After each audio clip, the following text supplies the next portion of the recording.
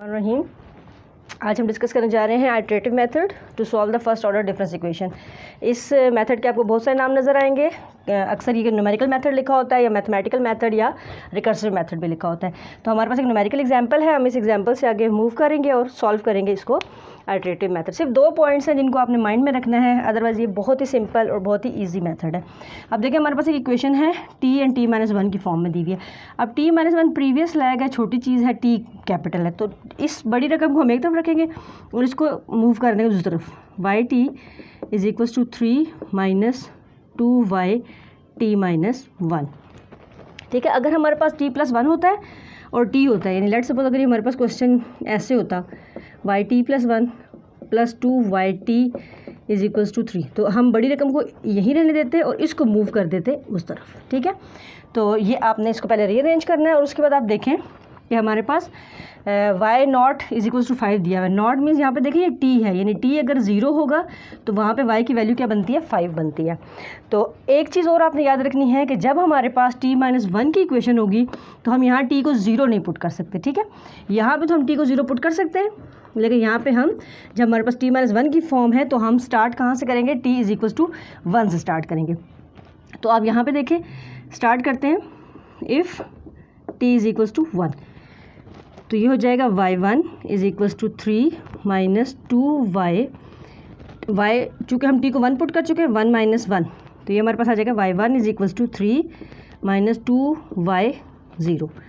1 minus 1 0 हो गया, y not. अब देखें y नॉट की जो वैल्यू है आपको स्टार्ट पे गिवन होगी इज इक्वल्स टू 5। अब यहाँ सब्स्टिट्यूट करेंगे तो हमारे पास y1 की वैल्यू आ जाएगी 3 माइनस 2, y नॉट हमें गिवन है 5, तो ये देखिए हमारे पास बन गया y1 is equals to 3 minus 10 and y1 is equals to minus 7।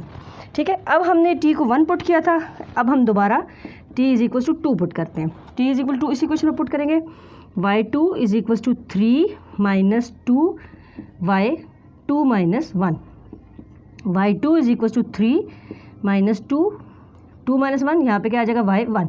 अब देखिए प्रीवियस स्टेप में y1 की वैल्यू हमारे पास आ गई है, वो हम यहाँ सब्स्टिट्यूट कर देंगे। y2 is equals to 3 minus 2 into minus 7, it gives us 3 minus minus plus 7 2s are 14, that means y2 is equals to 17.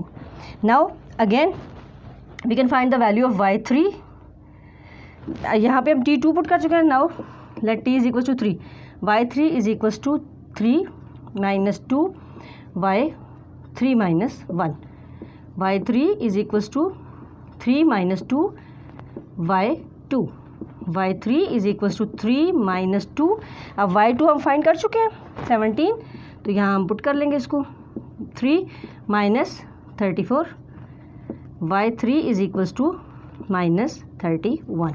ठीक है, अब आप साथ साथ नोटिस करते जाएं कि हमारे पास एक वैल्यू नेगेटिव आ रही है, एक वैल्यू पॉजिटिव आ रही है, फिर हमारे पास नेगेटिव वैल्यू आ रही है, और हम ज़रा एक और वैल्यू के लिए चेक कर लेते हैं ताकि हम टाइम पाथ की नेचर बता सकें। यहाँ से t is equal to 4 put कर लिया हमने, तो y4 is equal to 3 minus 2y4 minus 1, y4 is equal to 3 minus 2y3, y4 3 minus 2 into minus 31, y4 is equal to 3 minus minus plus, और ये हो जाएगा 62, y4 हमारा क्या आ गया, 65 आ गया।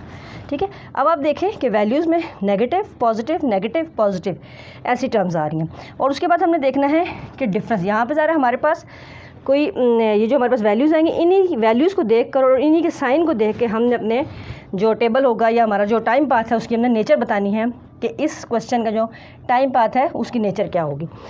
अब आप देखें, अगर हम इसको ऐसे प्लॉट करते हैं, लेट्स सपोज ये हमारा x एक्सिस है, ये हमारा y एक्सिस है, कोई हम ले लेते हैं। अब यहाँ पे हमारे पास t की वैल्यूज़ होती हैं और यहाँ पे हमारे पास y की वैल्यूज़ होंगी। t1 पुट किया है हमने, 2 पुट किया है, फिर हमने 3 पुट किया है, और t4 तक हम इसको लेकर गए हैं।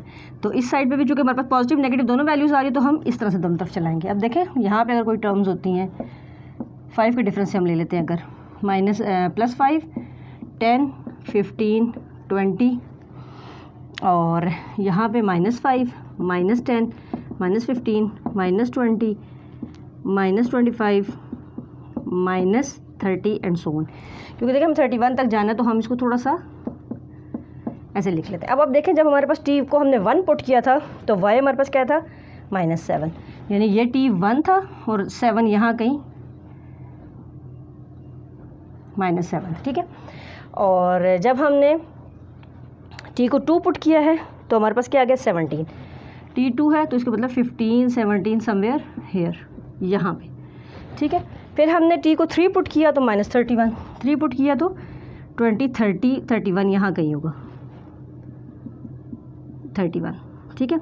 और जब हमने 4 पुट किया तो 65, 4 और 65 यानी समवेयर हेयर कहीं हायर वैल्यू होगी। अगर इनको हम मैच करेंगे देखें आप तो हमारे पास डायग्राम किस तरह की बन रही है। अब आप देखें पहले तो हमें नज़र आ रहा है कि कुछ पॉजिटिव वैल्यूज है कुछ नेगेटिव वैल्यूज है, इसका मतलब है कि ऑसिलेशन है, यानी हमारा जो टाइम पाथ है वो हमारा ऑसिलेटरी है।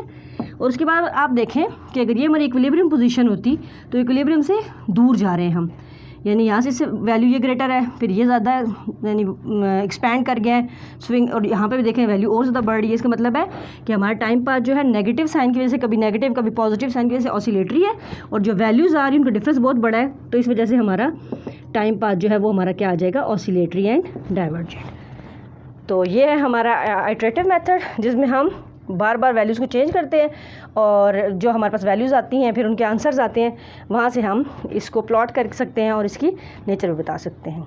Thank you.